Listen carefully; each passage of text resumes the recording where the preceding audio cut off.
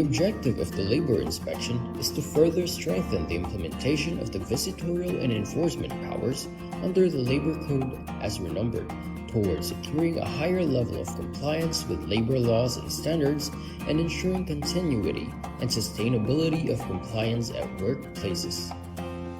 For this purpose, the Department of Labor and Employment delegates this function to the regional offices with the issuance of a list of labor inspectors who are given the authority of conduct inspection, which covers all private establishments, including their branches and workplaces in the regions. The regional offices enforce labor laws and social legislation through the conduct of labor inspection, occupational safety and health investigation, and technical and advisory visit. Special inspections may be conducted as may be deemed necessary. With the provision for mobile devices and gadgets, the DOLE developed an inspection management information system. An important feature of the system is data capture and transmittal from the field in real time, as an electronic checklist is filled up through the use of mobile devices and gadgets. Data are instantly available for viewing and processing to generate reports, statistics, and summons, including real-time monitoring of decent work indicators based on the country's decent work profile.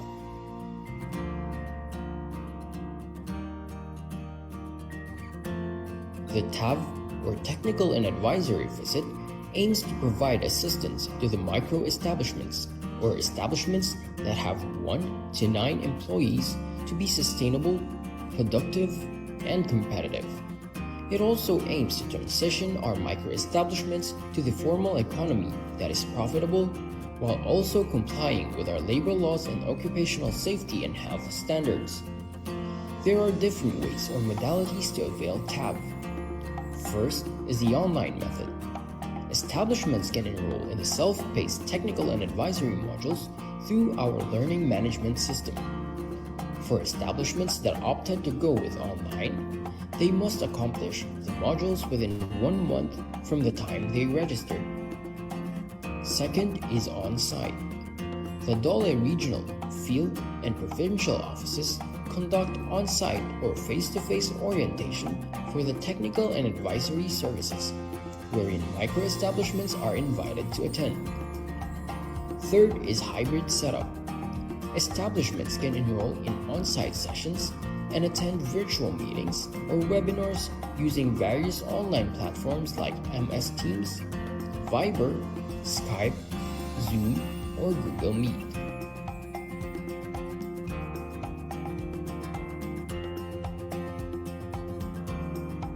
The establishment report system was created to streamline the documents and reports required from establishments in the private sector. Several administrative requirements will be submitted through this site as a central platform. Through this system, employers no longer need to physically submit establishment reports to DOLE, since reportorial requirements can be completed remotely through the ERS. There are various types of report that can be submitted through the establishment report system.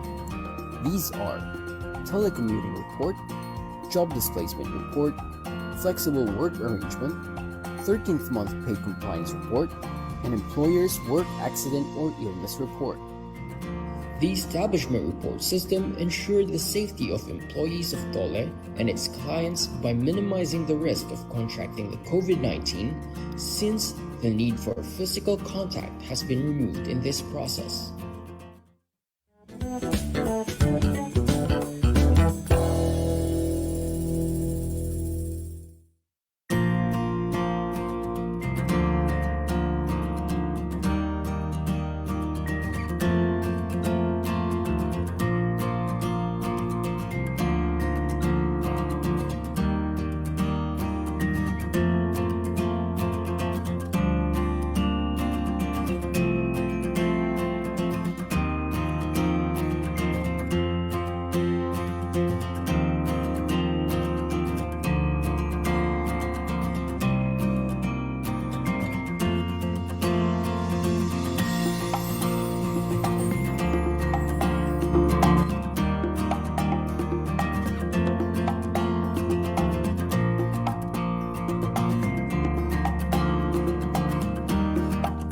The objective of the labor inspection is to further strengthen the implementation of the visitorial and enforcement powers under the Labor Code as renumbered towards securing a higher level of compliance with labor laws and standards and ensuring continuity and sustainability of compliance at workplaces. For this purpose, the Department of Labor and Employment delegates this function to the regional offices with the issuance of a list of labor inspectors who are given the authority of conduct inspection, which covers all private establishments, including their branches and workplaces in the regions. The regional offices enforce labor laws and social legislation through the conduct of labor inspection, occupational safety and health investigation, and technical and advisory visit. Special inspections may be conducted as may be deemed necessary. With the provision for mobile devices and gadgets, the DOLE developed an inspection management information system. An important feature of the system is data capture and transmittal from the field in real time, as an electronic checklist is filled up through the use of mobile devices and gadgets. Data are instantly available for viewing and processing to generate reports, statistics, and summons, including real-time monitoring of decent work indicators based on the country's decent work profile.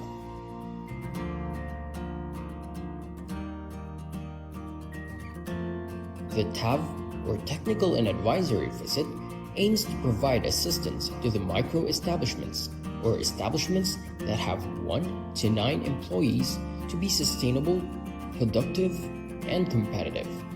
It also aims to transition our micro-establishments to the formal economy that is profitable, while also complying with our labor laws and occupational safety and health standards. There are different ways or modalities to avail TAV. First is the online method. Establishments can enroll in the self-paced technical and advisory modules through our learning management system. For establishments that opted to go with online, they must accomplish the modules within 1 month from the time they registered. Second is on-site. The DOLE regional, field, and provincial offices conduct on-site or face-to-face orientation for the technical and advisory services, wherein micro-establishments are invited to attend. Third is hybrid setup. Establishments can enroll in on-site sessions and attend virtual meetings or webinars using various online platforms like MS Teams, Viber, Skype, Zoom, or Google Meet.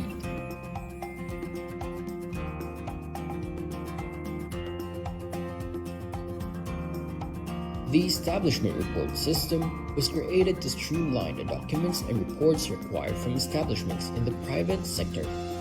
Several administrative requirements will be submitted through this site as a central platform.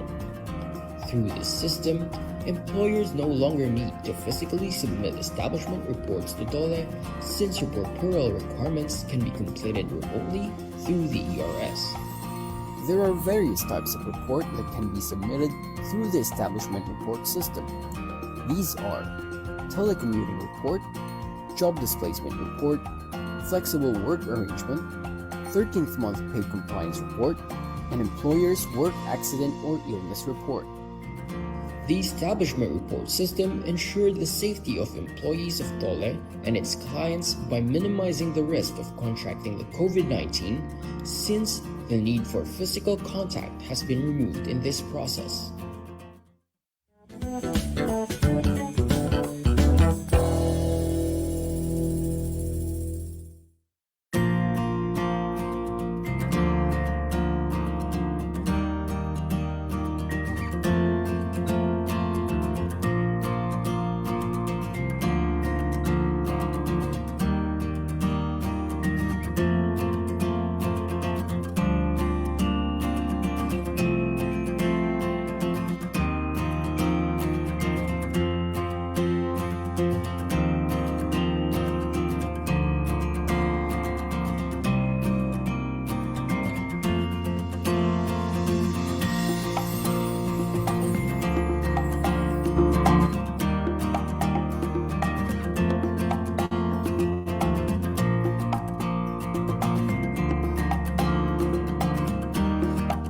The objective of the labor inspection is to further strengthen the implementation of the visitorial and enforcement powers under the Labor Code as renumbered, towards securing a higher level of compliance with labor laws and standards and ensuring continuity and sustainability of compliance at workplaces.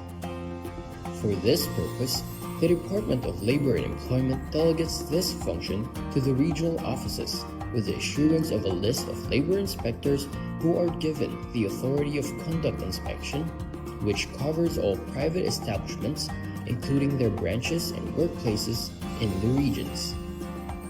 The regional offices enforce labor laws and social legislation through the conduct of labor inspection, occupational safety and health investigation, and technical and advisory visit.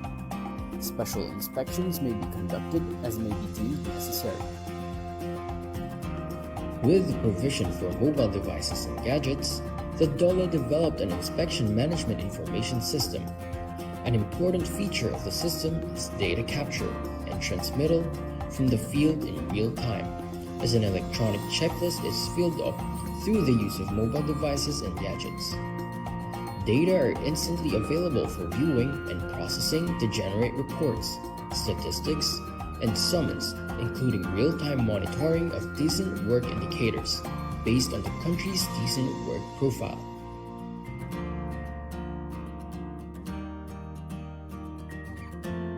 The TAV, or Technical and Advisory Visit, aims to provide assistance to the micro-establishments, or establishments that have 1 to 9 employees, to be sustainable, productive, and competitive.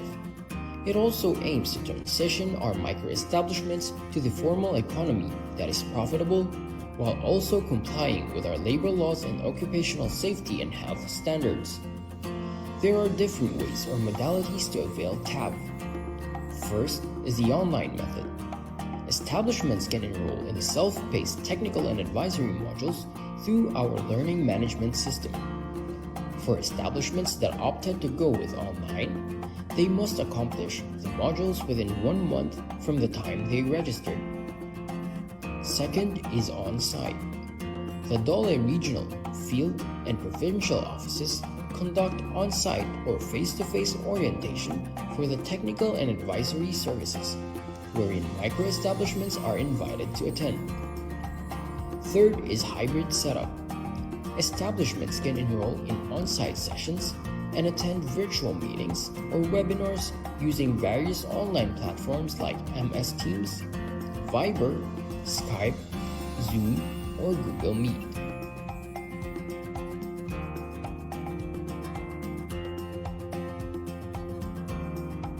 The establishment report system was created to streamline the documents and reports required from establishments in the private sector. Several administrative requirements will be submitted through this site as a central platform. Through this system, employers no longer need to physically submit establishment reports to DOLE, since reportorial requirements can be completed remotely through the ERS. There are various types of report that can be submitted through the establishment report system. These are telecommuting report, job displacement report, flexible work arrangement, 13th month pay compliance report, and employer's work accident or illness report. The establishment report system ensured the safety of employees of DOLE and its clients by minimizing the risk of contracting the COVID-19, since the need for physical contact has been removed in this process.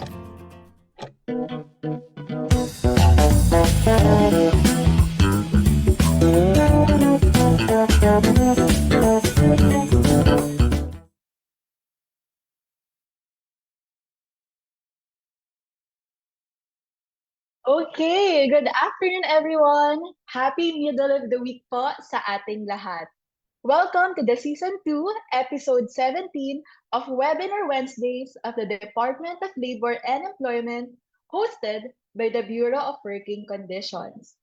My name is Mel Santos, and today I will be your moderator for Webinar Wednesday.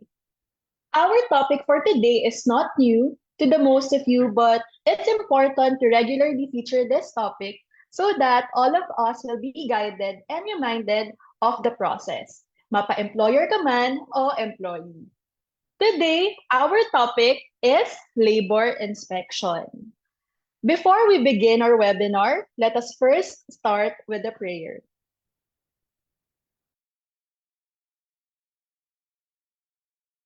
Let us bow our head and put ourselves in the holiness of God the Father, the Son, and the Holy Spirit. Dear Almighty and ever-loving God, we glorify and thank your name.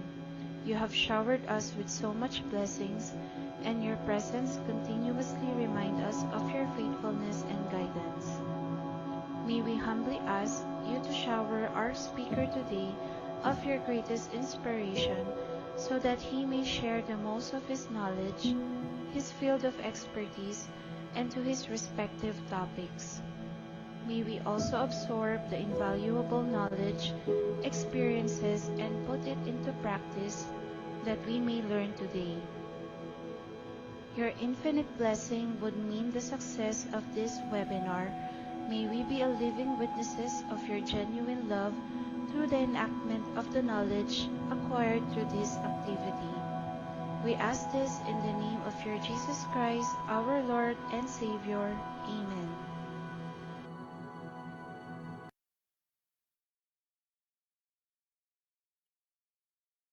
Good afternoon once again, and hello sa ating Facebook Live participants.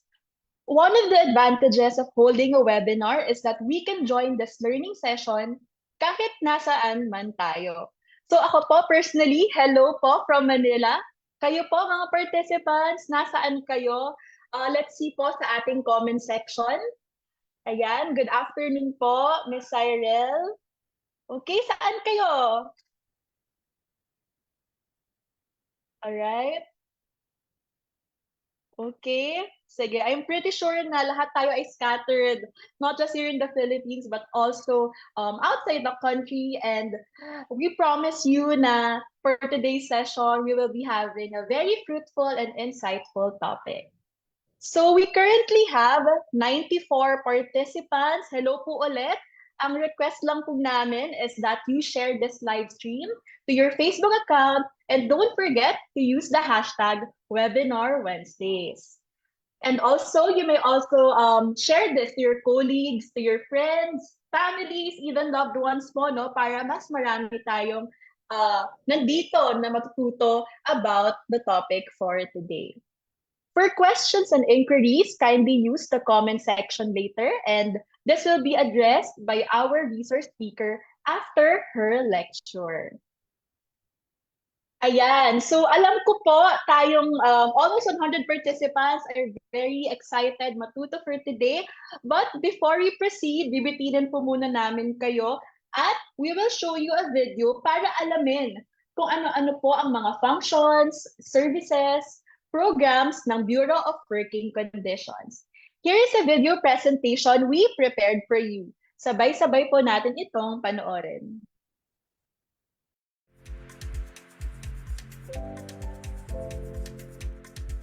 The Bureau of Working Conditions is mandated to focus on performing policy and program development and performing advisory functions for the department in the administration and enforcement of laws relating to labor standards.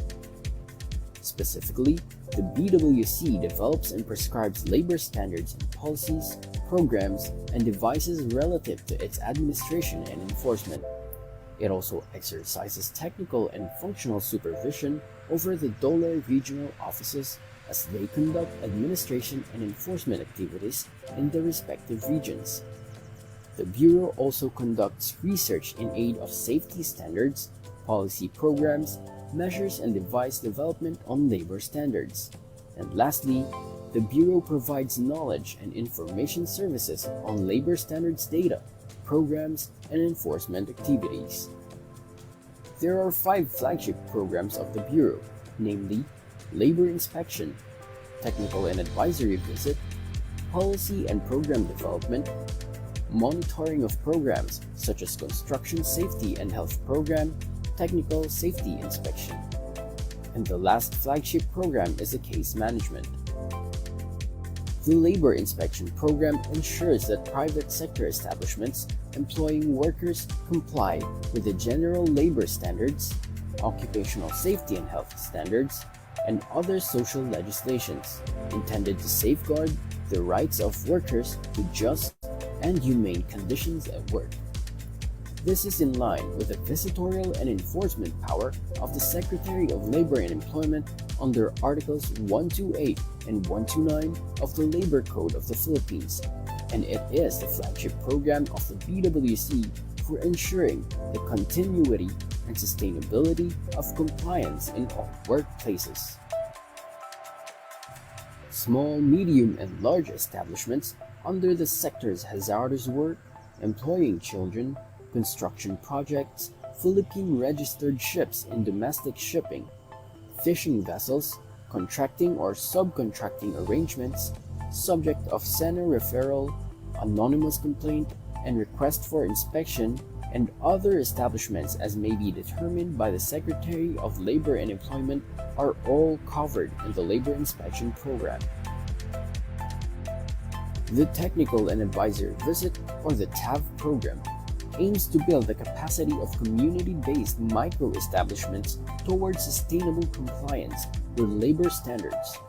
It seeks to facilitate easier access to government programs and services instrumental to addressing their compliance gaps, as well as to provide livelihood assistance and productivity training to further capacitate micro-establishments in improving their business operations. There are various training modules offered in TAB, namely General Labor Standards, Occupational Safety and Health Standards, Child and Family Welfare, Productivity Toolbox, and Visit Checklist and Action Plan. The Technical Safety Inspection is the inspection for the purpose of safety determination of boilers, pressure vessels, internal combustion engines, electrical installations, elevators, hoisting equipments, and other mechanical equipments. The Bureau is also responsible for the development of policies and programs. The Bureau takes the lead in the formulation and assurance of timely and relevant policies, guidelines, and advisories relating to general labor standards, occupational safety and health standards, and other social legislations that promote the rights at work, improve working conditions, and guide employers and workers in the private sector.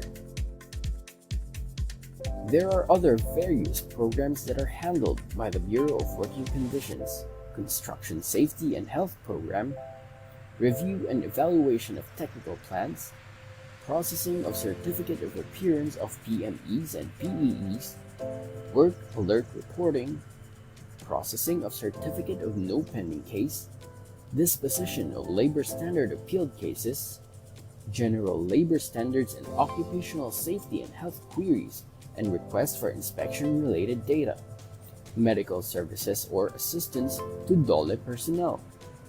And the BWC is also a member of various committees like NCACL, IACAT, LI Capacity Building Committee, Safety and Health Committee, Mental Health Program, and many more. The Bureau envisions well-guided employers and workers committed to a safe, healthful, and productive work environment, adaptive to industry trends and developments, and equitably enjoying the gains of joint endeavors.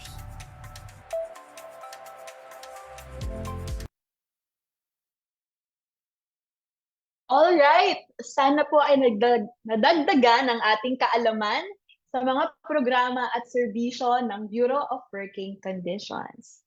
So, currently, we are 117 strong dito sa Facebook. So again, welcome po. Nakita ko po ang inyong mga comments at nagkalat tayong lahat. At excited matuto, no? From Davao, Pampanga, meron tayong taga Muntinlupa, Mindanao, Jensan, Iloilo, Batangas, Parañaque. Ayan, nagkalat tayong lahat. Very exciting. We also have Miss Jacqueline from Ilocos Sur. Hello po, good afternoon po sa ating lahat. And ayan, don't forget to share this live stream sa inyong mga friends, family members, katrabaho ninyo, even sa mga boss ninyo, no, para sabay-sabay tayong matuto sa topic natin for today. Okay, without further ado, I will now proceed with the introduction of our resource speaker for today. So, our topic again is on labor inspection. Our speaker is a graduate of political science in Mindanao State University, Marawi City, and she finished her Bachelor of Laws in Xavier University, Ateneo de Cagayan. She has been with the Department of Labor and Employment for almost 11 years. 7 years doon as a labor inspector in Dole, Manila Field Office, and 3 years and 8 months here in the Bureau of Working Conditions, specifically in the Labor Standards Review and Appeals Division. So everyone, please join me as we welcome Miss Suhaila Makadatar Madali. Ma'am Waila, the virtual floor is yours. Thank you, Mel. Assalamualaikum. Isang masaya at mapayapang hapon po sa inyong lahat. Okay. For this afternoon Wednesday webinar session, tulad po ng sinabi ni Mel, ang pag-usapan po natin ay about labor inspection. Okay, labor inspection. Next. Okay. Labor inspection. Okay. When we hear about labor inspection, ano-ano yung mga words or phrases ba na pumapasok sa mga isip natin, no? Every time we hear labor inspection. Well, siguro naiisip natin DOLE, no? Una-una DOLE, Department of Labor and Employment, no? Pwede rin nating isipin na yung kulang sa pasweldo or hindi sumusunod sa mga standards, may violations, or hindi magandang kondisyon ng mga manggagawa. So, these are all part of the topic that we are going to discuss this afternoon, labor inspection. Okay. Next. Bago nga pala, yung labor inspection po kasi, no, if I may just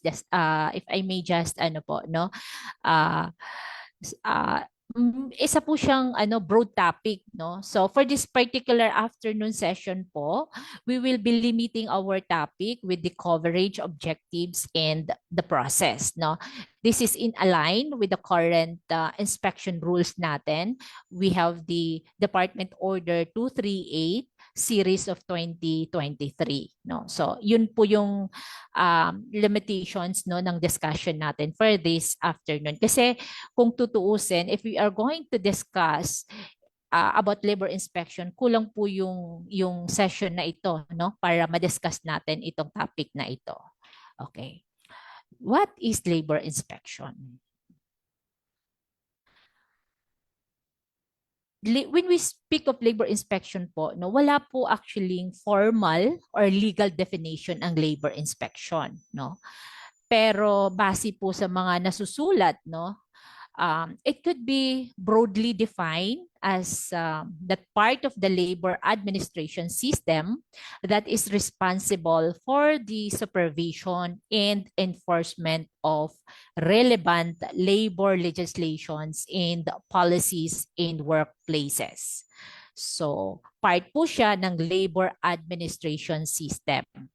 So, sinasabi po natin na ang labor inspection ay isang broad topic. Bakit po natin nasabi yon? Well, kasi po it constitute both substantive and procedural aspect, no?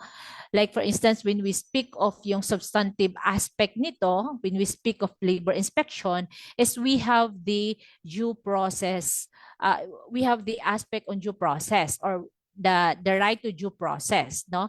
So, in the conduct of labor inspection, kailangan nating i-afford yon sa parties, no? That is the substantive aspect, no, na kinakailangan nating i-comply when we conduct labor inspection, no? On the procedural aspect naman po, For this year po, currently we have the DO 238 series of 2023, no? Kung saan nakalahad po doon yung mga provisions in the conduct or procedural yung procedural aspect, no, o yung mga procedure in the conduct of labor inspection. So kaya po siya broad, no, na topic, no. Okay. Labor inspection also is a critical mechanism to ensure compliance with labor laws and standards. So, isa po siyang mekanismo, no, na ginagawa na para ma-ensure natin, no, yung compliance ng mga employer and companies or establishment with labor laws and standards. Okay, next. So, under Department Order 238, ang labor inspection po is defined as, or to laymanize the term, labor inspection is to investigate or inspect whether an establishment is compliant with labor standards. So the keywords there po sa definition provided under DO 238 is to investigate or inspect, no? And then compliant with labor standards. So, yan po ang ibig sabihin ng labor inspection, no? Okay, next. So, ngayon, tignan natin yung basis, no? Bakit tayo nagkakandak ng labor inspection, no? So, well, unang-una, ang pinaka-basis po natin for the conduct of labor inspection is we have the 1987 Philippine Constitution, no? Particularly po yung Article 13, Section 3 of the Constitution, kung saan nandun po naka-provide po yung provision on labor, no? So mahaba po yung section 3 na po yun, no? Mahabang I think parang 3 paragraphs po yun or 4. So ang pinaka-focus lang po natin doon sa Article 3 is yung Section 3 rather is yung nagsasabi na the state shall afford full protection to labor. So yan po yung isang or pinaka-basis natin why we conduct labor inspection, no? The state shall afford full protection to labor. So, mandato po natin, no? Mandato po ng gobyerno, ng estado na mag-afford po ng full protection to labor. So, kaya po, isang mekanismo ng estado, ng gobyerno ang pagkakandak ng labor inspection. Another basis po is we have the Labor Code of the Philippines, no? We have Article 128. Yung sa Article 128 po, it underscore the visitorial and enforcement power of the Secretary of Labor and Employment and his or her duly authorized representative, no? So, yan po yung mga basihan natin why the conduct of labor inspection. So, we have the Philippine Constitution and we have the Labor Code. Okay, next. Purpose of inspection, no? Yung purpose or objectives of inspection. Okay. Alinsunod po sa DO 238 series of 2023 or the rules on the administration and enforcement of labor standards pursuant to Article 128 of the Labor Code of the Philippines. The objective or purpose of inspections are, una, to secure a higher level of compliance with general labor standards, occupational safety and health standards, and other social legislation. So, first is to secure a higher level of compliance. Compliance with labor standards. Okay, pangalawa po, nakasaad dito, is to ensure a continuity and sustainability of compliance in all workplaces. So meaning to say, if may compliance, kailangan natin i-continue yung compliance and dapat masustain natin yung pagiging compliant ng mga kumpanya ng mga employer in all workplaces and in all time at all times. Okay, another purpose for the conduct of labor inspection is to provide information and advice on ways to correct, comply with labor standards. Okay. So yun po yung mga purpose no ng or objectives ng inspection. The main purpose of labor inspection also includes no to ensure that labor legislation is respected in workplaces. Yung mga employees' rights are respected and decent employment and working conditions are met. Enterprises adopt adequate control measures to ensure work practices and environment that do not cause safety and health risk for employers or for employees, no? And then we have also that the employers and workers get information and guidance about how to comply with legal requirements. Isa rin pong purpose is yung magkaroon ng harmonious relations between employers and workers, and a framework of social dialogue contribute to sustainable economic growth. And lastly, labor inspections serve as a feedback, information, and lessons learned which are instrumental in developing legislation, policy, and guidance, and contributing to maintaining modern and effective legal provision governing conditions at work. Okay, next. So, the essence of labor inspection really is compliance, no? And this is in align with the provisions of provisions under the 1987 Constitution, no, na mandato ng Estado na mag-afford ng full protection to labor. So, ang pinaka-purpose po ng labor inspection is mapakomply natin ang mga kumpanya, ma-continue yung compliance and ma-sustain natin yung pagiging compliant nila in all workplaces at all times. Okay, next. Okay. As to the coverage or scope, no? Scope or coverage ng labor inspection, no?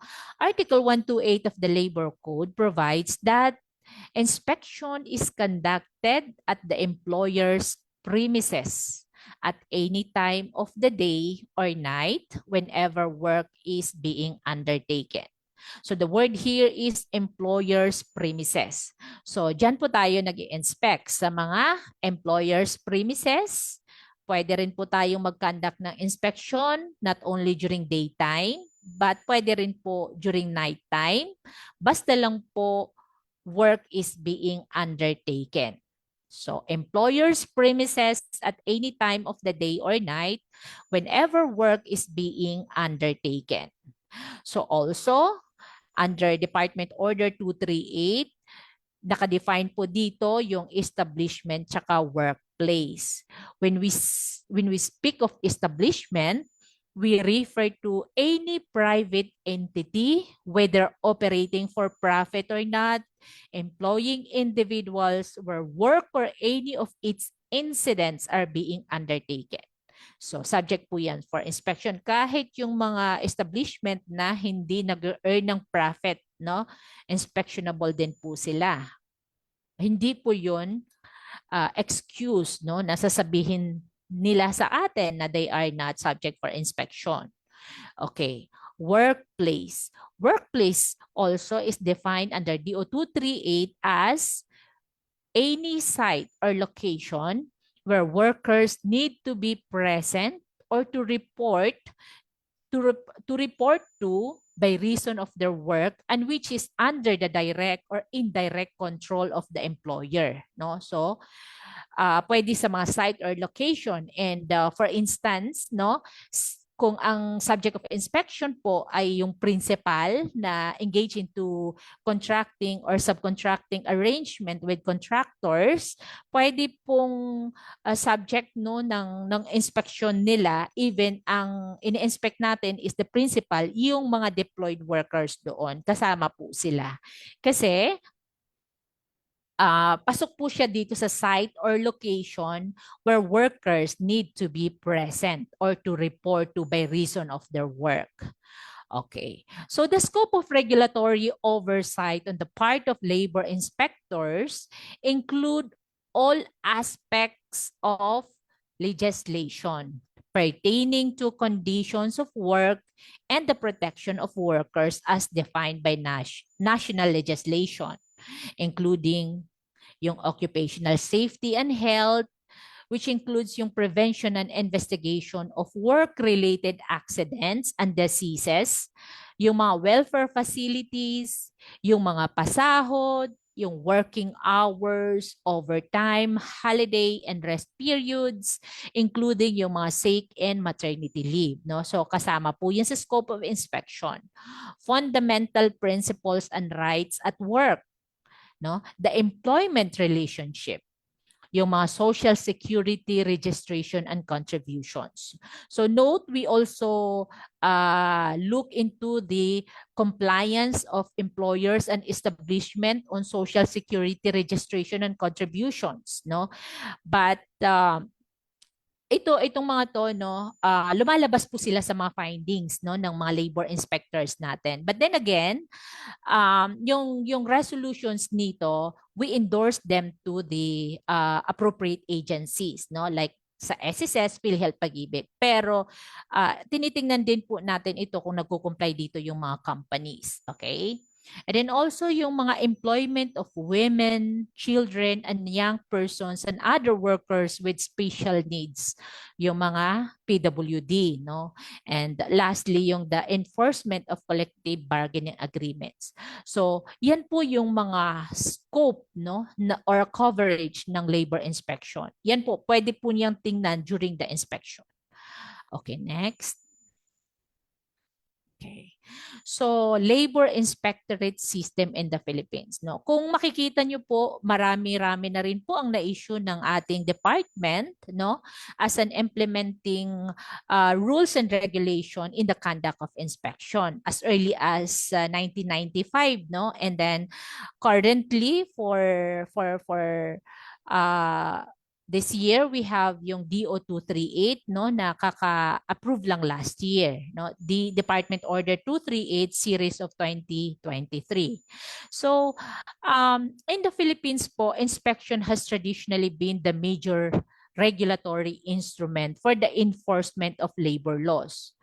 Regular inspection were the only means for the department to monitor compliance with labor standards and laws. However, changes in the socio-economic and political landscape and the emergence of new issues and trends in labor and employment necessitated a policy shift by the government to address these realities. So, ito pong mga to are department orders that were issued, no, as an implementing rules and procedures in the conduct of inspection. Itong mga department orders na ito actually can be characterized either as regulatory or developmental, no? So kung titingnan po natin ito, for instance, itong DO number 07-A, no, nung year 1995, kung titingnan po natin yan, it is purely regulatory, no? As compared yung present ngayon, we have the DO 238 series of 2023, which is characterized as developmental developmental in approach, no? So when we speak of regulatory vis-a-vis developmental, yung regulatory kasi ang usually niyan is titingnan lang, no? Yung halimbawa, yung pag-conduct ng inspection, pupunta ang inspector, i-check yung mga compliance nung kumpanya o nung employer.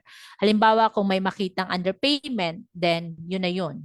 May underpayment kayo, bayaran nyo. Ganon. Mag-issue ng order. That is purely regulatory.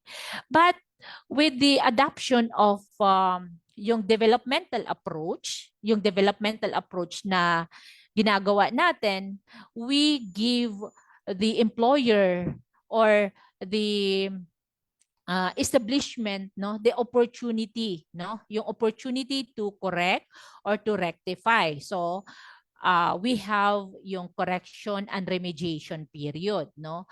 At hindi pa natatapos doon kasi after the lapse of the correction and remediation period, may mga pag-uusap pang gagawin. We have the mandatory conference, no? Bago mag-issue ng order ang regional office. So that is affording the parties their right to due process. Okay? So over time po nakikita natin yung pagbabago, no, ng pagkandak natin ng inspection.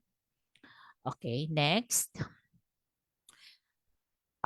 Bureau of Working Condition. Okay.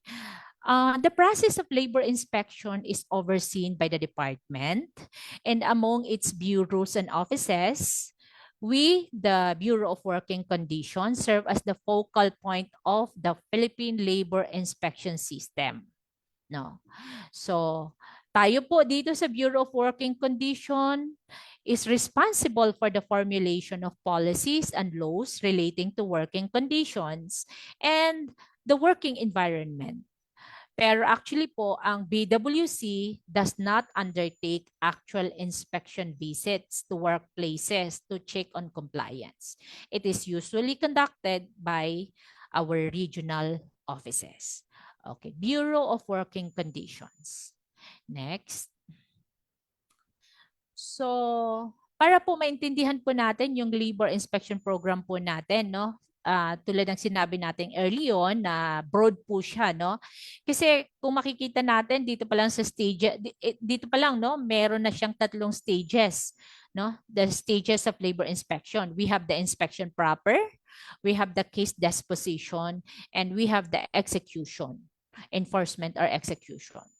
Okay, sa inspection proper po, no, it covers from the issuance of authority to visit or authority to inspect hanggang sa correction period.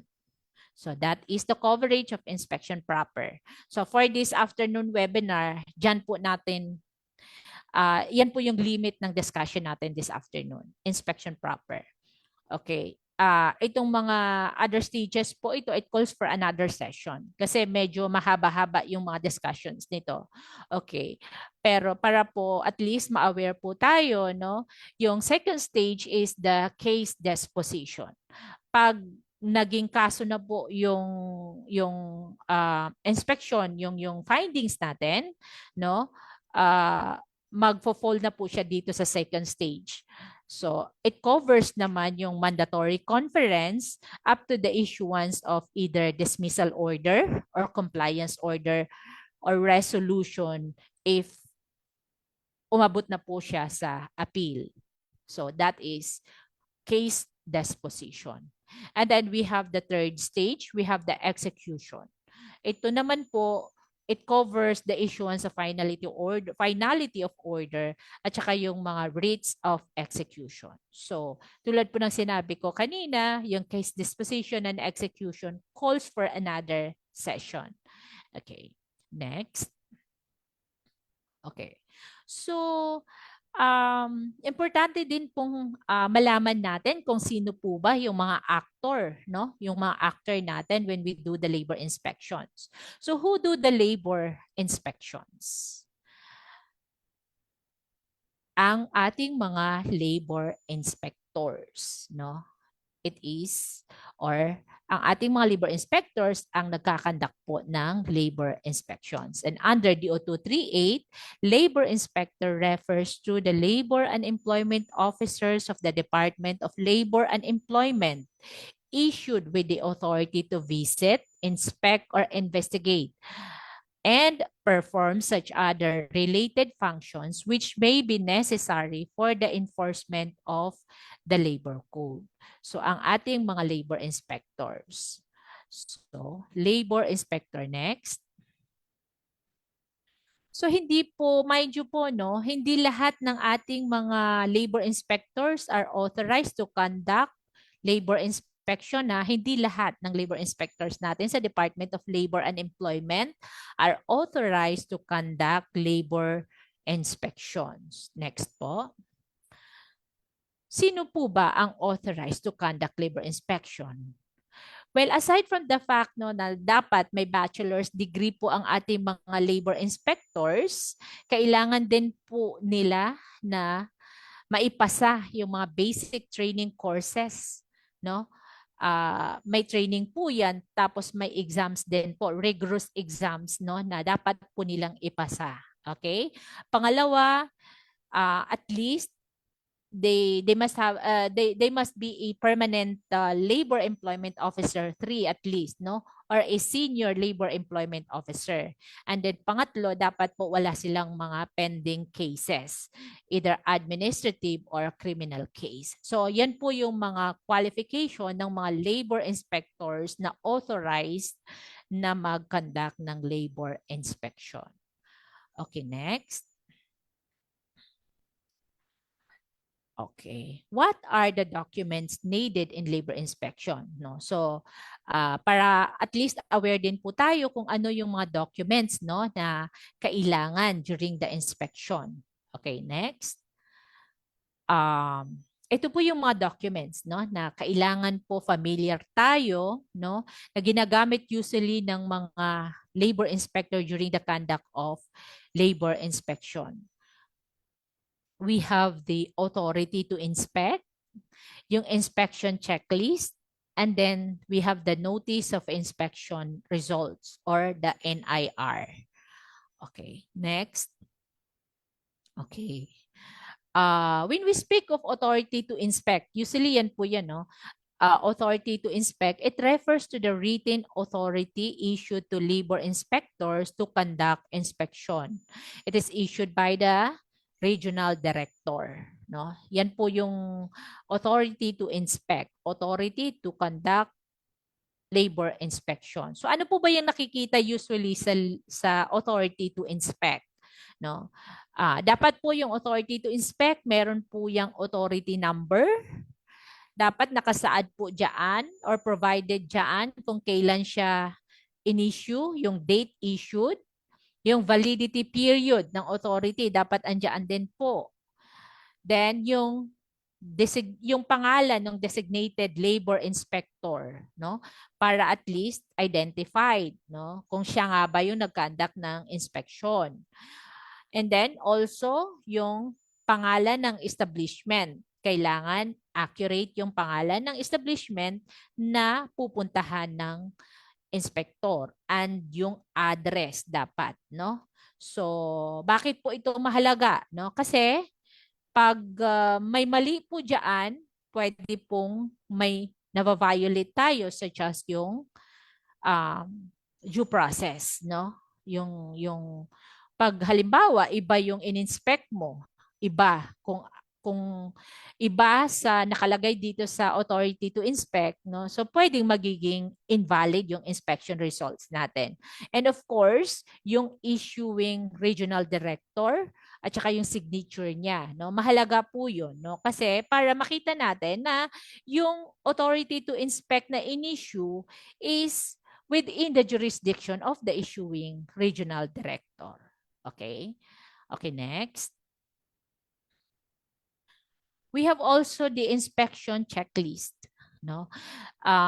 Ito po ay document, hard copy, or electronic containing indicators to determine the compliance of the employer with labor standards and other social legislation during inspection. So yung checklist po, yan po yung nagsiserve as a guide no, sa mga inspector natin as to the compliance ng ating mga kumpanya or ng ating employer, no? So listahan po 'yan, actually nakalista diyan mga laws yan, mga regulations, kung halimbawa yung sa minimum wage, kung compliant ba si company A for this minimum wage rate, no? So yan po i-check po yan ng ating mga inspector. So yan po yung mga indicators to determine the compliance of the employer inspection checklist. Okay, next. We have also the notice of inspection results. No? So, notice of inspection result. It refers to the document issued by the labor inspector. Issued by the labor inspector, indicating the inspection findings on general labor standards, including contracting and subcontracting, and occupational safety and health standards based on the gathered employment records, interviews of workers, and walkthrough of premises. So yung NIR po, yan po of all the documents no na na-mention natin, yung authority to assess, yung inspection checklist, and then we have this notice of inspection result. Ito pong notice of inspection result, kailangan po may kopya ang employer at saka employee. They must be furnished with a copy of this, no, issued by the labor inspector. Okay? So, kailangan po diyan mag-sign po yung employer's representative tsaka employer and employees representatives. Okay. Notice of inspection results. Okay, next.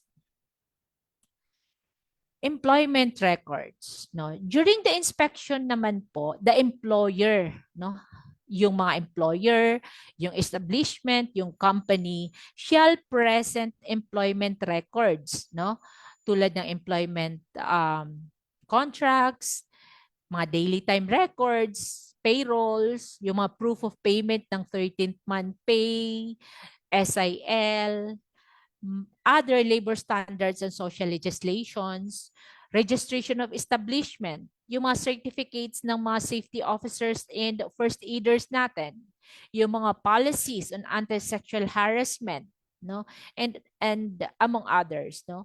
So yan po yung mga employment documents, no, na kinakailangan ninyong i-present, no.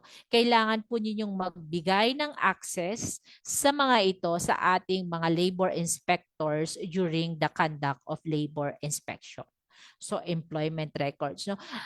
Tandaan po natin in the conduct of labor inspection, tatlong access po yung dapat ninyong ibigay, no, as employer, as establishment, no. We have yung access to employment records, no. So yung mga yan, kailangan po natin yan buksan natin sa ating mga inspector, no. Pangalawa po, yung access to employees, no.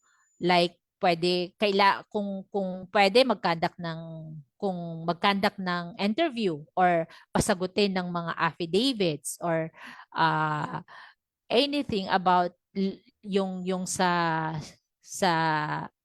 related sa inspection. So kailangan po natin magbigay ng access sa ating mga inspector, no, para ma-interview, makausap yung mga empleyado, no, o manggagawa. And then access to premises, no, para ma-inspect nila yung premises natin. So yan po yung tatlong access na kailangan nating ibigay sa ating mga inspector during the conduct of inspection. Okay, next. Okay. We have the process flow, no. So ito po yung inspection proper. Ito po yung process flow kung saan ginagawa o kung paano kinakandak, no, yung labor inspection, no. So it is provided under Rule 5, no, ng DO 238. So as you can see, no, yung una is yung issuance of authority to inspect, no? Authority to inspect issued by the regional director. Si RD, mag-i-issue siya ng authority to inspect sa ating designated na labor inspector. No, okay. Ang sunod noon, si inspector, magkakandak siya ng opening conference para i-discuss yung scope ng inspection at ma-determine niya yung appropriate representatives of the employer and employees, no? So from there, yung LI or labor inspector shall examine employment records and then mag-interview siya ng mga empleyado. I-inspect niya yung work premises to validate employment relationship based on for full test or the economic dependence test, and to determine compliance with general labor standards, occupational safety and health standards, and other social legislation. So, in addition, pwede yung mga representative ng employer and employees, pwede po silang mag-provide ng mga additional information sa ating mga labor inspector during the inspection. So kung meron pong mga deployed workers in the inspected workplaces, tulad ng sinabi natin early, no, na the LI, no? Yung mga labor inspectors po natin shall furnish the regional office, no? So, should there be deployed workers in the inspected workplaces, kasama po sila, no? Kasama po sila sa inspection. But the LI shall furnish the regional office where the contractor is registered with their affidavits and notice of inspection results. Okay, from there, mag-i-issue na si labor inspector ng notice of inspection results.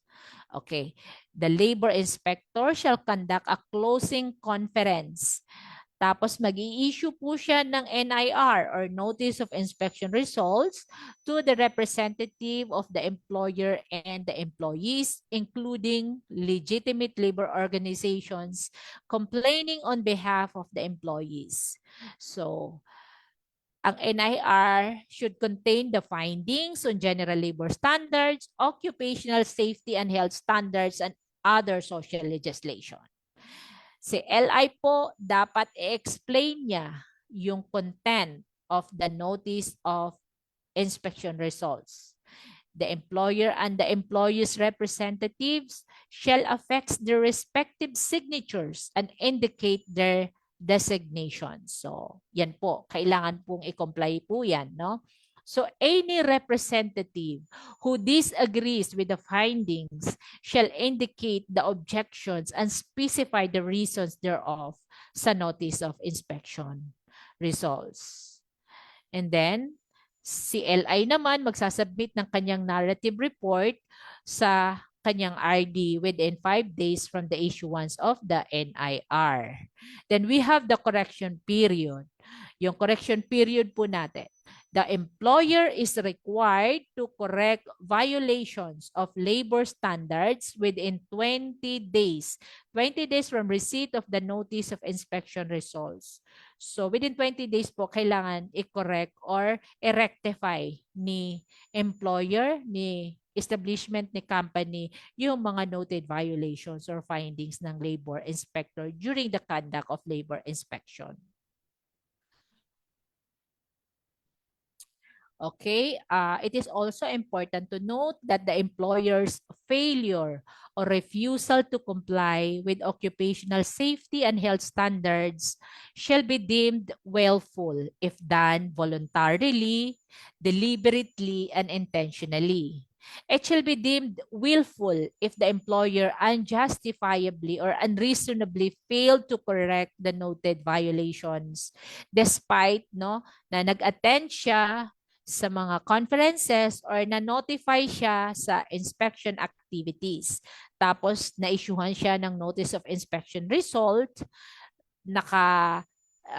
receive siya ng notice of mandatory conferences, nag-attend siya dito. No? So, failure to correct the noted violations despite of those opportunities provided for under Department Order 238, hindi pa rin siya nag-comply, it can be characterized yung ang tawag dito refusal or failure to comply as willful.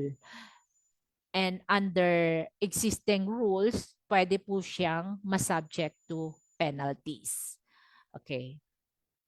Should imminent danger naman or dangerous occurrence exist during the inspection, yung labor inspector po natin shall direct the employer to implement corrective actions to immediately abate the imminent danger or temporary measures to prevent further dangerous occurrences. So, yun po. No? So, any uncorrected violation shall be resolved under Rule 8 of the rules ng ito dito sa DO 238, no? So yan po yung the conduct of mandatory conference up to the issuance of compliance order. So, yun na po yung continuation nun, no? So, the case disposition aspect. Okay, next. Okay, in the conduct of inspection, syempre meron din po tayong mga issues dito, no? We have issues in labor inspection. So, ano kaya po ito? No? So, well, usually, next po, next. Well, usually, it refers to refusal of access. No? Refusal to access. Under DO 238, refusal of access. Yan po yung tatlo ha.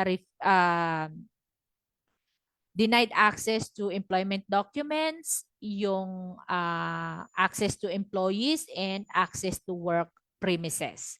No? So, alin man dyan, refusal of access yan. No? So, it refers to the unjust denial of the employer directly or indirectly to provide employment records, access to work premises, and interview employees.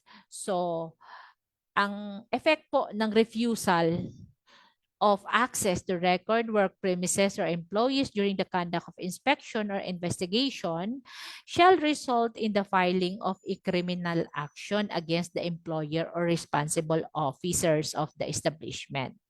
But then again, mind you po, no, na the LI shall issue to the employer a notice for the conduct of a subsequent inspection. So there is another or there is a second attempt. No? Kung halimbawa ang employer or ang company hindi na nagbigay ng access during the first attempt, no? Ang gagawin ni LI, magbibigay siya ng notice, no, for the conduct of subsequent inspection or investigation. And then if denied again on the second attempt, ang gagawin ni LI, mag-issue na po siya ng notice of inspection result or notice of investigation result if it involves yung occupational safety and health investigations, no? So dito sa NIR, i-require si employer na mag-attend ng conference and i-explain yung refusal of access.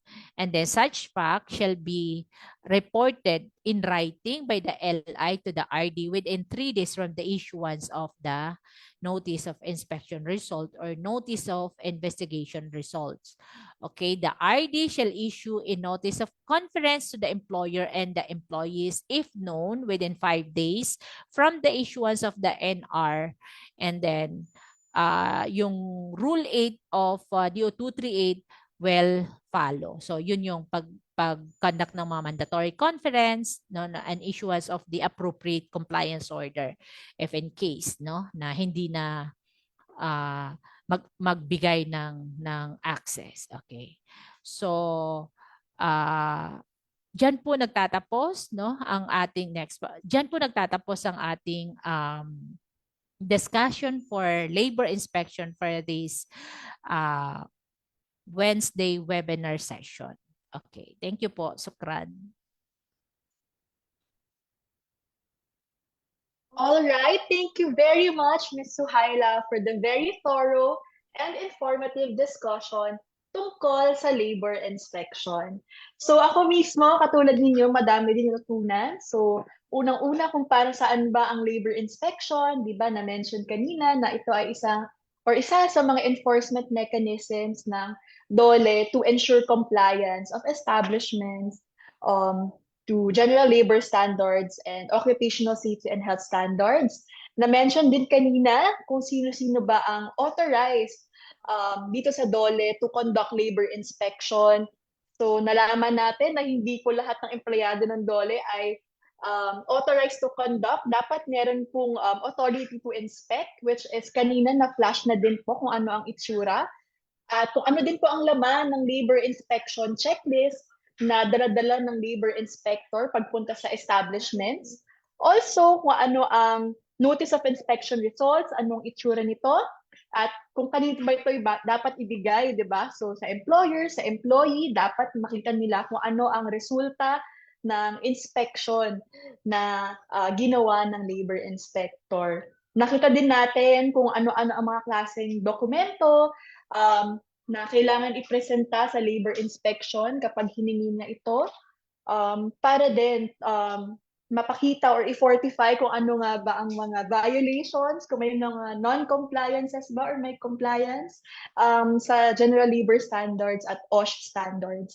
And pinakita din kanina sa presentation yung process flow from presentation of authority to inspect hanggang sa correction period. At syempre, ano nga ba ang mga issues na nag-arise during labor inspection? So again, maraming salamat po, Ms. Waila, for that discussion and for sharing with us, of course, your knowledge, your experiences, being a labor inspector for more than 7 years, tama ba, ma'am? So I also enjoin our participants to share their insights, their learnings po during today's webinar Wednesdays.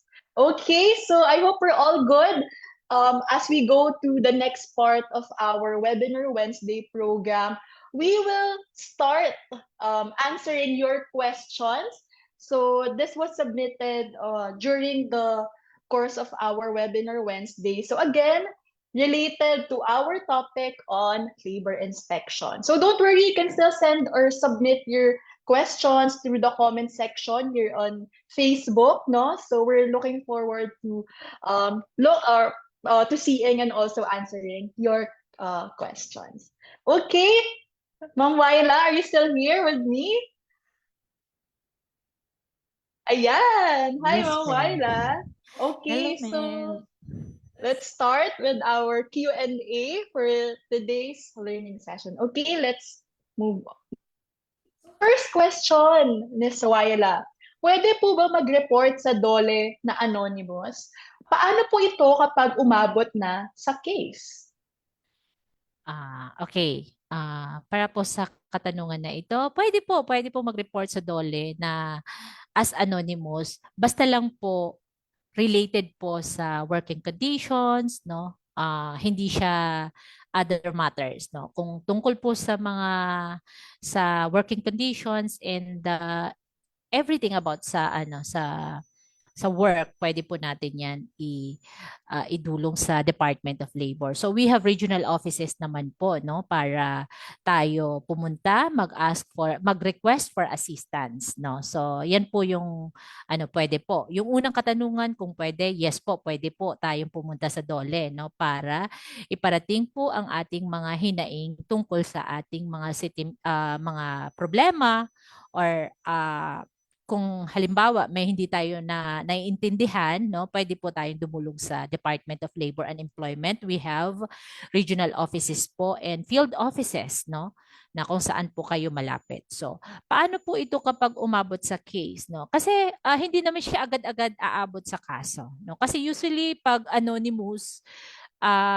mag-undergo siya yung tinatawag nating SENA, no? So, yung sa SENA po, may mga pag-uusap pa po doon no? So, not necessarily na anonymous kasi from there, kasi kailangan natin malaman kung ano po yung course of action natin dito, no? So, from there, magre-request po kayo ng yung request for assistance under SENA. So, from there po, malalaman natin yung mga concerns natin. So, ipapatawag po yung mga proper parties para pag-usapin po, no? So, kung pwedeng mag-reach into settlement, mas maganda po. But then again, if hindi na po siya kayang i-patch up through yung conciliation and mediation, doon na po tayo sa next stage, which is the conduct of labor inspection. So from there, yung labor inspection, kung mayroon po tayong makita, no, during the conduct of labor inspection, meron po tayong makita na mga violations or noted findings, and then hindi po na-correct after na-correct during the remediation or correction period until sa issuance ng yun po yung magiging kaso po siya. Okay po? Next. All right, very clear, Ma'am Waila. So, i-clarify ko lang din po, Ma'am Waila, no? So, na-mention niyo yung mga working conditions na reason kung pwedeng magreklamo po ang mga empleyado. So, ano-ano po yung mga klase ng working conditions?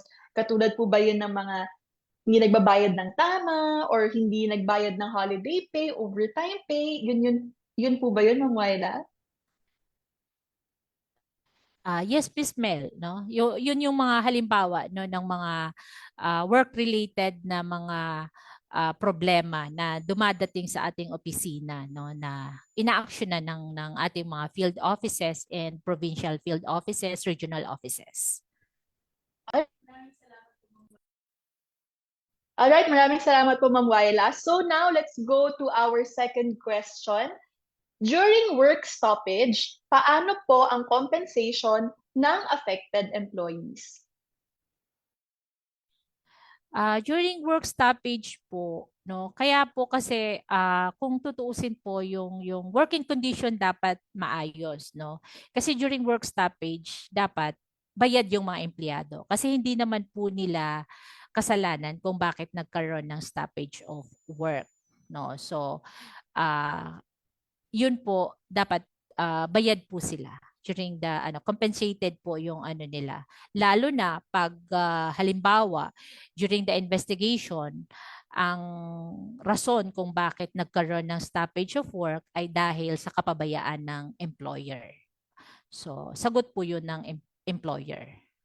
Thank you po. Okay, very short yet precise. So tamang-tama po na katulad ng sinabi ni Ma'am Wyla, ay bayad po tayo kung merong work stoppage sa ating opisina. Okay, third question. What if wala pong manager or any corporate representative during the inspection? Can we ask for a reschedule of labor inspection po? What if walang manager or any corporate representative during the inspection? Okay. Ito po, mahalaga pong usapin ito kasi part po to ng due process no?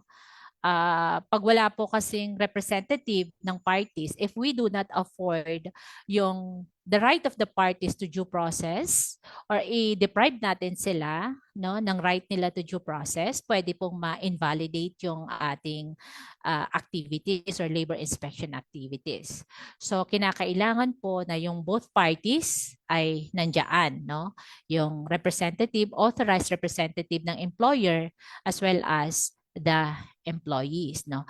And then under Article 238 po, under Department Order 238 po, naka-enumerate po dito yung nakalagay po dito for purposes of representation in the conduct of visit, inspection, and investigation, yung employer's representative must be present at saka yung employee's representative. Kung organized po siya, yung mga designated na sole and exclusive bargaining agent or agents named sa CBA nila. No? So, as to employer's representative po, dapat, ito po yung mga naka-enumerate dito. No? Una, yung owner, yung president, vice president, manager, or any other officers holding managerial or supervisory positions shall be deemed as the employer's representative. No, so yun po yung mga titingnan no ng mga labor inspector as authorized representative no sa part ng mga employers, yung owner, president, vice president, manager. So ang tanong, if walang manager or any corporate representative no during the inspection. So, kung wala po yung manager or any corporate representative, so sabi dito, any other officers holding managerial or supervisory position shall be deemed as the employer's representative.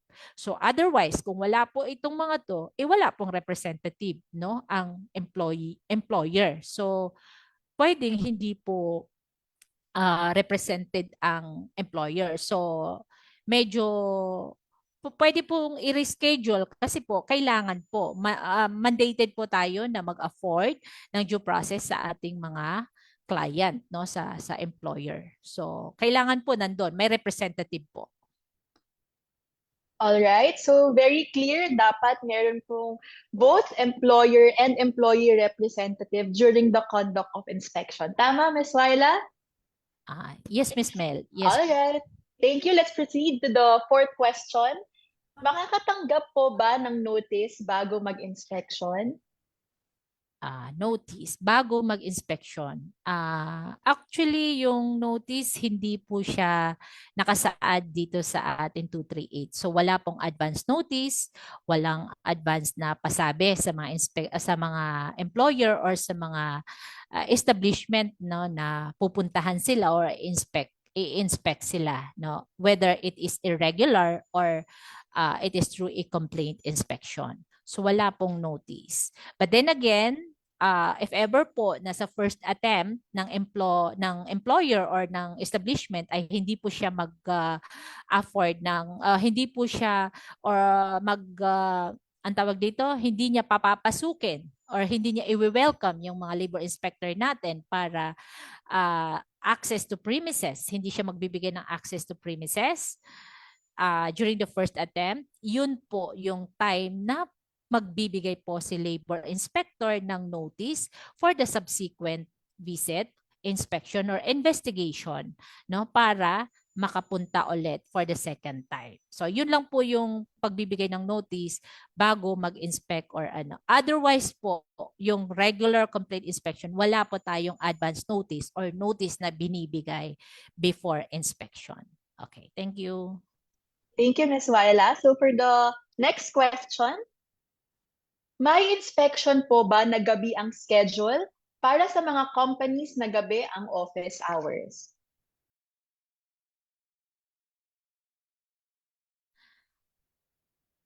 Yes po, no?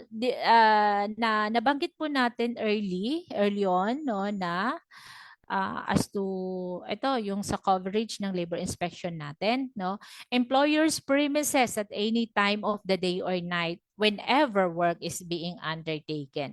So the operating word here is whenever work is being undertaken. So kung yung work is conducted during o yung activities mostly panggabi, pwede po. May posibleng may inspection conducted during nighttime, no, para at least, no, makita din natin yung mga conditions ng mga empleyado natin during nighttime, like yung mga facilities, no. So pwede po kasi nakasaad din po ito sa labor code. Okay, thank you. Alright, na mention na ni Ms. Waila yan kanina. As long as ang office hours ay gabi ay meron din pong nako-conduct na labor inspection at night. Okay, next question. Is there an additional grace period for the completion of noted violations? Okay. Base po dito sa ating DO 238, uniform po yung correction period natin ng 20 days, no. So, yun po yung nakasaad po dito sa ating ano. So, as to grace period, wala pong provided dito sa ating 238 ng grace period. So, it is mandatory for the employers and establishment companies, no, to comply within the given period po, no, para ma-correct nila or i-comply nila yung mga noted findings and violations. Thank you. Okay, thank you so much, Ms. Waila. Next question, please. May specific date po ba kung kailan may inspect ng isang establishment at gaano kadalas na i-inspect? As to specific date, wala po. Wala pong specific date. Pero usually po ang ginagawa ng ng regional office, ang regional offices po yung the appropriate regional offices po ang gumagawa, no, ng kanilang plano how to yung pagkandak ng inspection, no. So usually inaano nila yan, no. May mga ano sila, depende sa mga ang tawag dito yung mga priority establishments, no, na dapat inspectionin regularly and yung from time to time pinupuntahan or yung as complaint arises, no. So wala pong specific date, no. So depende po yan sa regional offices at depende sa secretary kung ano yung halimbawa yung mga priority inspections na gusto niya for this particular like for the year 2024, nakaplano po yan. No? Usually, yung mga high risk na mga companies or mga establishment, workplaces, and then yung iba, yung engage into contracting or subcontracting arrangement, yung mga ganyan. No? Depende yan. So, kung gaano kadalas na i-inspect, as long as merong mga, ang tawag dito, pag merong mga, ang tawag dito, mga complaint, no? Pag may mga complaint po, expected no, na madalas bibisitahin yung mga kumpanya para ma-check natin, ma-assess natin kung talagang existing yung complaint at dapat i-comply. Yun po. Okay, so no specific date ang labor inspection, but we have priority establishments. So I believe it's also stated in the Department Order 238 Series of 2023 kung ano-ano pa ang mga priority establishments or industries to be inspected po. And the frequency of inspection depende din po no, na nag-a-arise sa complaints. Okay? Next question, our 8th question. Okay, medyo mahaba po, Ma'am Wyla. Basahin natin. How can DOLE BWC ensure that the compliance of the safety officer in the company will be strictly implemented? So that's the first question. And then another question, for the accredited OSH practitioner who has fulfilled the OSH requirements and undergone a face-to-face panel interview to pass as a practitioner, are there any future plans or programs from the DOLE Bureau of Working Conditions to closely monitor the salary of accredited occupational safety and health practitioner as an action from the DOLE Bureau of Working Conditions in response to the request or hinanaing of all accredited OSH practitioners to have a fair salary range for them? Okay. Thank you. Hindi ko sure if kasama ba to sa ating scope ng ating topic. However, maybe we can give a glimpse or a gist of an answer for this question, Ms. Wyla. Yes, ang haba. Very mouthful. Napaka-detalye nitong tanong, no? I guess this calls for another session. Kasi OS matter na po ito, no? But then again, yung sa compliance ng safety officer sa company will be strictly implemented. Paano ma-ensure? Well, responsibility po yan actually ng employer, no? Tayo, nire-require natin as part of rules and regulation, existing rules and regulation na dapat every companies, every establishment, dapat meron tayong mga safety officer, meron tayong mga first aider, no? Para mag-ano sa atin during yung mga, yan, yung mga mag-guide sa atin or mandato yung i-implement or enforce nila yung mga safety programs natin within the company. So yung safety officer and yung mga health personnel, kailangan yan present within the company. But as to pag-ensure ng compliance ng mga safety officer in the company, strictly implemented, dapat po yan mandato or trabaho, responsibilidad po yan ng kumpanya, ni employer, no, na si safety officer ginagawa po niya yung mga responsibilities niya, yung rule niya sa kumpanya. Kaya nga po nire-require din natin sila, no, na magkaroon ng occupational safety and health programs, no, kasi si safety officer po yung nag-i-implement, nag-i-enforce ng programs po nila na yon, no. So responsibility po yan ni employer, no. So si DOLE po, BWC, out of touch na po tayo dyan kasi internal, kumbaga internal matters na po yan within the company, no. Ngayon kailangan po yan i-comply ni employer. Otherwise, pag may mangyaring halimbawa, wag naman sana, no, yung mga aksidente, yung mga ganyan, ang mananagot naman is the employer. So, it is their responsibility po, no, na see to it that yung OSH programs po nila are strictly implemented within the company. No, as to dito po sa question na ito, para hindi ko siya masyadong naintindihan kasi about fair salary range, no? So siguro para po ma-address itong tanong na ito, no, personally parang it's out of my ano, kasi parang ano na to eh, it calls for another session na ito. And then who has fulfilled post requirement, tapos monitor salary. Parang nag-a-ask po kayo ng ano, no, yung parang salary range, fair salary range for them, no? So siguro ano, we will note on this, no, para at least tingnan natin kung may magagawa po tayo dito. Pero as to concrete answer to this question, I reserve, no, na this will be noted, and eventually kung ano po i-raise po natin ito sa higher up sa ating opisina po para ma-address po ito. This is well noted po. Thank you. All right, very well said, Ms. Waila. So for question number 8, basically, sorry, previous slide po muna.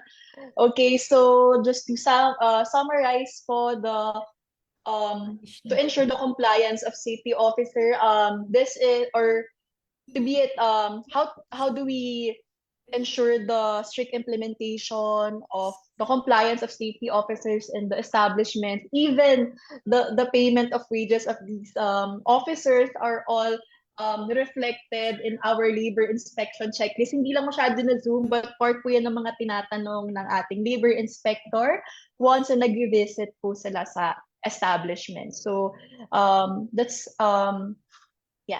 reflected sa ating labor inspection checklist. So if binabayaran ba ng tama, if meron ba tayong safety officer, so our labor inspection checklist po kasi is also reflects not just the general labor standards, but also occupational safety and health standards. Okay, so for question number 9, usually po, ano po ang ginagawa sa mandatory conference and sino po dapat ang nag-a-attend from the company?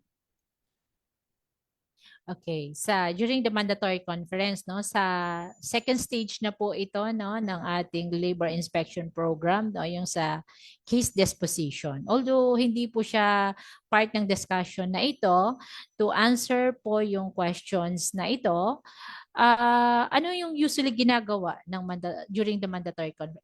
Ito po is pag-uusap po, parang continuation po yan, no, ng mga yung noted findings. If halimbawa po na yung mga noted findings natin during the conduct of inspection ay hindi na-comply within the correction period of 20 days, so ino-notify po yung both parties. Meaning to say, si employer at saka si employees, magpapadala po ang regional office ng notice of mandatory conference.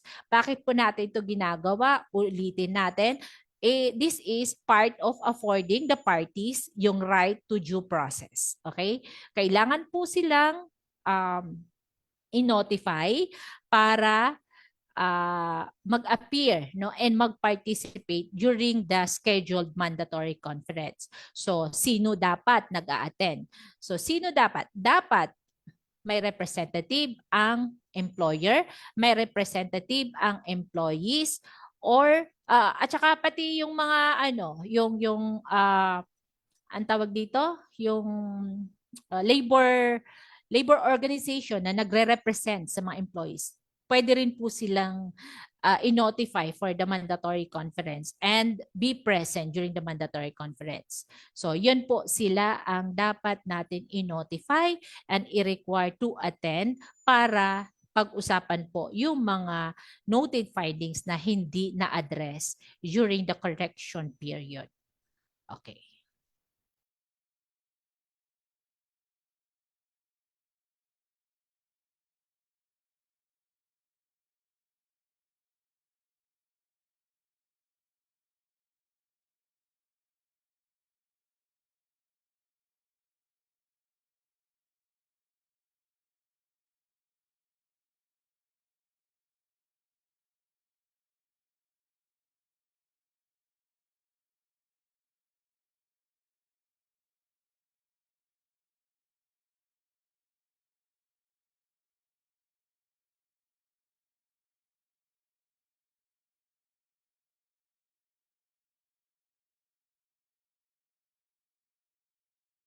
Sorry. Okay, nakamute pala ako. For number 10 po, question number 10, ang tanong, magkaiba po ba ang labor inspection and OSH inspection? Well, under Department Order 238, meron po tayong tatlong approaches, no, in the enforcement of labor standards. Yung una, we have the technical and advisory visit, yung TAV. Pangalawa is the labor inspection. Itong diniscuss natin ngayon. And then pangatlo, yung occupational safety and health investigation.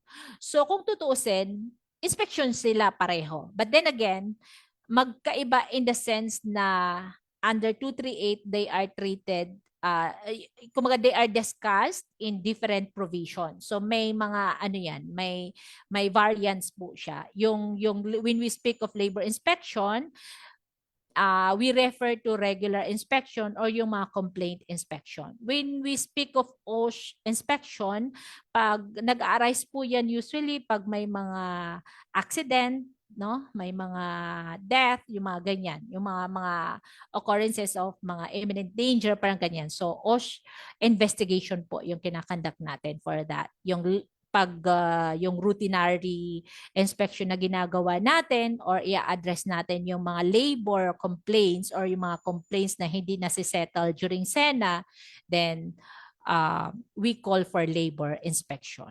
Okay, thank you. Okay, thank you so much, Ms. Waila. And I believe we're down to our last question. We have 11 questions. Okay, so last question for today's session. Saan po pwedeng i-report, Ma'am Waila, ang mga non-compliance? Napaka-broad na tanong, non-compliance. Well, marami po tayong mga regional offices. Pwede po natin idulong doon. Kasi when we speak of non-compliances, mga hinaing din po yan, no, sa batas paggawa. So, open naman po ang ating mga opisina. We have field offices, provincial offices, and then we have dito sa central office. Pwede po kayong mag-ano kasi i-channel naman yan sa appropriate offices or field offices, regional offices na may jurisdiction po doon sa complaint or doon sa concern natin. Okay. Thank you. Okay, so that wraps up our Q&A for today's webinar Wednesday. Thank you so much po sa lahat ng ating mga participants na nag-submit ng kanilang mga questions. At kung meron man po kami hindi nasagot ngayon, don't worry. Rest assured po na ang aming mga social media team members ay magsasagot po niyan in using our Facebook platform. Okay? And for further announcements, the Bureau of Working Conditions will be conducting the next webinar Wednesday, that's episode 18, on June 26, 2024. So that's 2 p.m. po, same time, same place, same platform, using our Facebook page. Our topic for episode 18 is technical and advisory services. And that concludes our webinar for today. I believe that we can say that it has been a very productive day dahil napakarami na naman po nating natutunan sa ating speaker. Thank you ulit, Ma'am Waila, for providing us your insights and answering our questions. So we have more.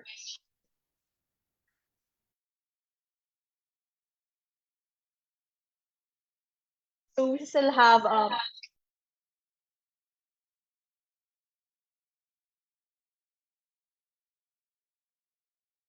Okay, ayan. Narinig niyo pa ba ako? Okay, I'm back. So, again, we answered 11 questions. We still have more. We will cover that offline. So, after this FB Live. So, thank you again, Ma'am Waila, for providing us your insights, answering questions, and looking forward to invite you again to this webinar Wednesday.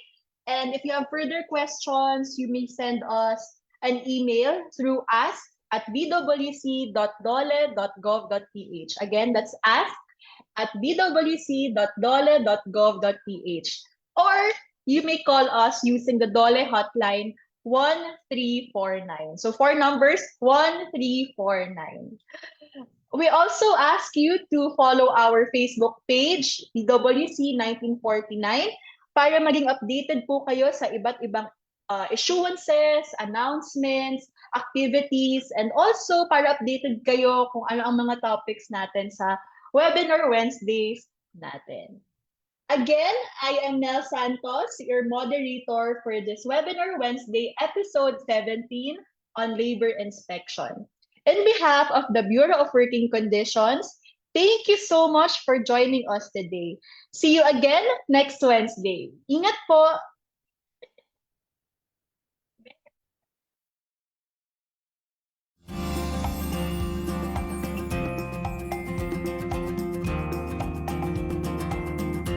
Para sa mga katanungan at karagdagang impormasyon, maaari po tayong tumawag sa DOLE Hotline 1349 o sumambuni sa mga DOLE Regional o Field Office na nakakasakop sa inyong lugar paggawa.